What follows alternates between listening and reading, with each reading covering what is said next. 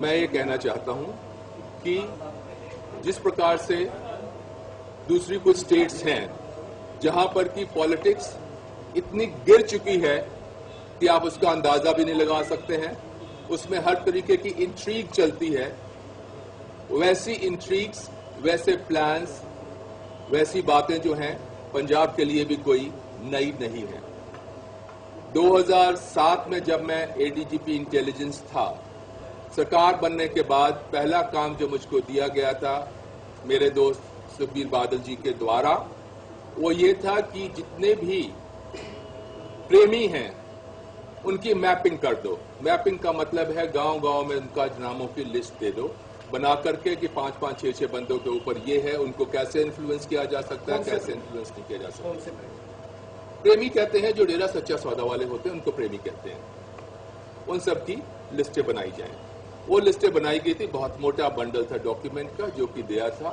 उसके बाद उसका फर्दर यूटिलाइजेशन उन्होंने किस प्रकार किया, अपने बंदों के द्वारा किस प्रकार से उनको इन्फ्लुएंस करने की कोशिश की, वो हुई होगी। उसके बाद दूसरी बात जो खड़ी हुई थी वो ये थी कि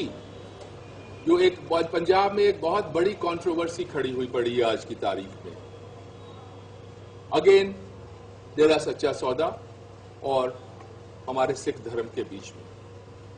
पहले मैं कहना चाहूंगा, ना मैं किसी डेरे को मानता हूं, ना मैं किसी साधु को मानता हूं, ना मैं किसी धर्म का बिलोंग करता हूं। कुछ समय पहले मैंने कहा था कि शायद अगर किसी संत के मन में, मेरे मन में किसी संत के लिए अगर आदर है, वो भी मैंने कहा था ऐसा कोई एक संत है जिसका मैं आदर करता हूं, करता रहूंगा। ये जो किस्सा हुआ था ये सारा एक पॉलिटिकल किस्सा था, इनको दबा करके इनके वोट लेने के लिए। जो भी घटनाक्रम हुआ था, चाहे वो ड्रेस भेजी गई थी वहां पे या उसकी तस्वीरें लेकर के किस प्रकार से निकली, वो सारी भी एक कॉन्स्पिरेसी सी जिसको मुझको ADGP head of intelligence wing होने करके पता था। उसके बाद किस प्रकार से दोनों ग्रुप्स को, चाहे वो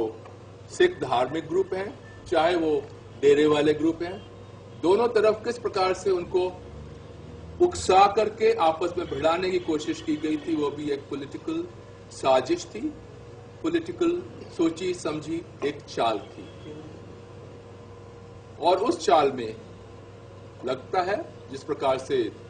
क्लेम किया गया था बाद में, हो सकता है उनको कोई सपोर्ट भी मिल गया, उनको कोई सफलता भी मिल गई है, हो सकता है। तो ऐसी कौन सी बात है जो आप बता रहे थे कि जो आपका मन आपको अब तक जोड़ता है कि उस समय अगर आप अपने मन की बात सुन लेते तो आज पछताते नहीं, तो बताएं। जी हाँ, वो बात यह है कि पहले तो मैंने जैसे ये कहा कि मुझको कहा गया था कि एक बार ऑर्बिट की बस रोकी गई थी, वहां से मेरे डिफरेंसेस होने शुरू हुए कि जिसने बस रोकी हैगी है उन्हें ते फीम पा दो, पंजाबी जिन्होंने कहते हैं फीम पा दो। मैंने नहीं किया था, वहां से मेरे मन में उनके लिए आदर घटना शुरू हो गया। उसके बाद जो पॉलिटिकल इंट्रीग्स प्लान की जाती थी सेक्टर 2 में या सेक्टर 9 में, जिसमें एडीजीपी इंटेलिजेंस होने के लिए मुझको भी जाकर के अपना इनपुट देना पड़ता था, वो सब जो कुछ हुआ उसका भी मुझको बहुत दुख तब भी था, अब भी था। उसके बाद जो भी आप पॉलिटिकल कल डगरी जिसको कहते हैं कि जो कुछ वहां पे हुआ, चाहे वो मैंने आपको सच्चे सौदे की बात की, चाहे किसी दो फैक्शंस को एक दूसरे के खिलाफ लड़ा दो, भिड़ा दो, इस तरह की प्लानिंग इंट्रीग्स जो हुई हैं, और खासकर सबसे ज्यादा ये जो 2007 की लिस्ट है जिसके बारे में मुझको पहली बार झाड़ पड़ी थी, ये आका जी इस तरह की लिस्टा नहीं बनाई जाती ने जो मुझे कोई हो जाए तो आके पर्सनली दसिया जाता है। और उसके बाद उन बंदियां दे नाल गल करन दे बाद भी उन्हां दे उत्ते कोई एक्शन नहीं होया।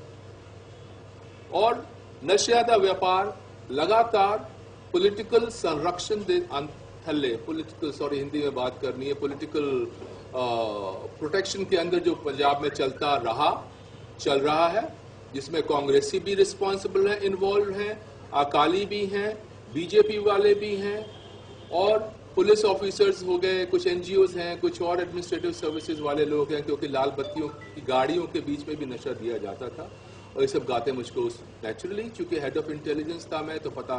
मेरे नोटिस में आती थी। इस चीज़ का मुझे होता है कि शायद ये पंजाब में जो इतने नौजवानों ने 2007 से लेकर के आज तक अपनी